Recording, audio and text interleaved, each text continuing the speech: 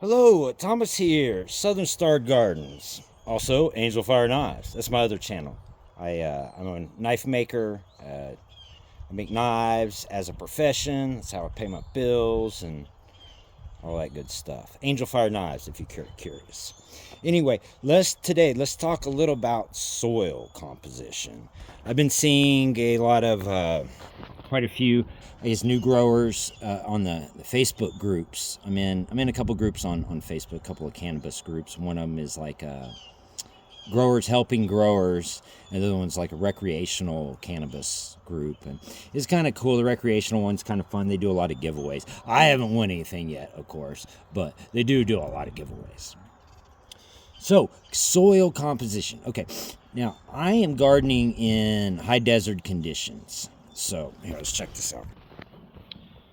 So, this soil literally had nothing, no nutrients, nothing. This, I guess at one point was a river valley.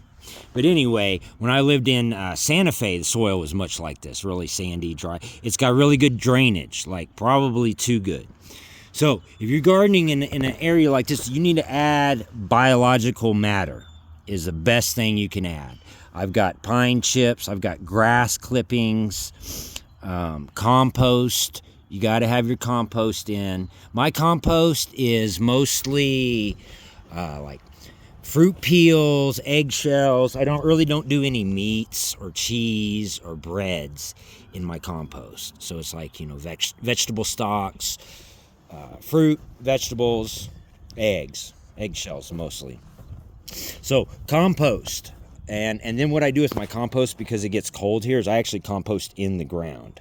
I will get it started in a little compost bin, and then I bring it, dig a hole, and let it finish composting in the ground. From there, I'll kind of spread it out a little bit.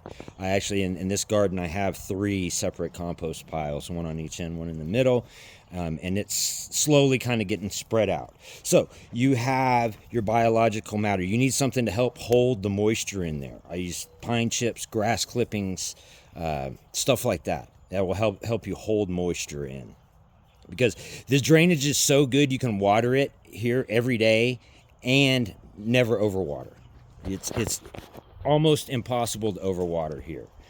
And because, like I said, there's nothing in there that holds the moisture. There was no nutrients. There's no biological matter. It was just, I don't know what it was. It was just dirt.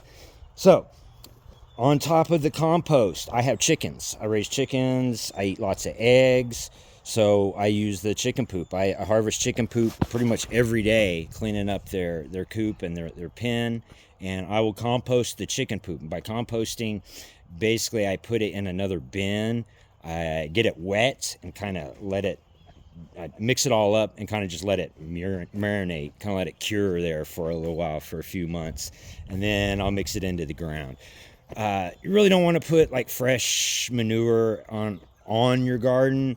I mean, if you had some deep-rooted plants that were already established and going, yeah, you could put it on there, but you're still taking a chance of burning. You really need to let the manure compost. So, chicken manure. We got the chicken manure in there. Then I added composted cow manure. I think I'm going to add a little bit more because this, like I said, this ground, there's not much. There is not much here. So I'm thinking I'm going to add some more composted cow manure. I've also added blood meal and bone meal. I'm probably going to add a little bit more. And these, because cannabis plants, they suck up a lot of nutrients. You really need to be on top of it. Last year, I made a mistake. I was kind of going off of it. I'll grow outdoors, but I knew the soil didn't have any nutrition, but I was thinking that it would be kind of like a cocoa grow, where you just keep dumping nutrients. Man, that didn't work. You got to have good soil. You really do. You really got to have good soil. Everything that I grew from last year, I think I did 6 different strains and ended up having 3. I had a couple that didn't even turn. It's so hot and so dry, they didn't even make it. So this year I'm doing things different. I'm prepared for the heat. I'm prepared for the dryness. I've gotten a pretty good soil compost. Oh, I also added earthworms. Sorry, forgot to tell. Very important. I couldn't find any worms last year when I was digging this up. So this year we got worms in here, and that's going to help out a lot. And on top of that, once you start getting everything mixed in, you really need to keep it moist. Don't let it dry out, because when you let it dry, and it's easy to do, it dries out really quickly here in high desert. Your worms will dry out, all your microbes, all the little tiny little things in there that are doing their job for you, they will dry out, and you don't want that. They don't want that. So really, I've already started watering my garden. I'll probably be watering it twice a week until I get it plants in it. And yeah, so here we go. And then once you get your plants in, once you get going, you better mulch. You gotta have mulch. Gotta have mulch. That mulch will help. It helps keeps the ground cool. It helps keep your plant cool, and it keeps the sun from sucking out all the moisture. Plus, it'll protect against pests and stuff. And mold and all that type of stuff. So you gotta have mulch. You can use all kinds of stuff for mulch. You can use I like pine shavings or hay. Kind of chopped up finer hay. You can use whatever. I've seen people use cardboard. You can use straight up cardboard and have a hole for your plant.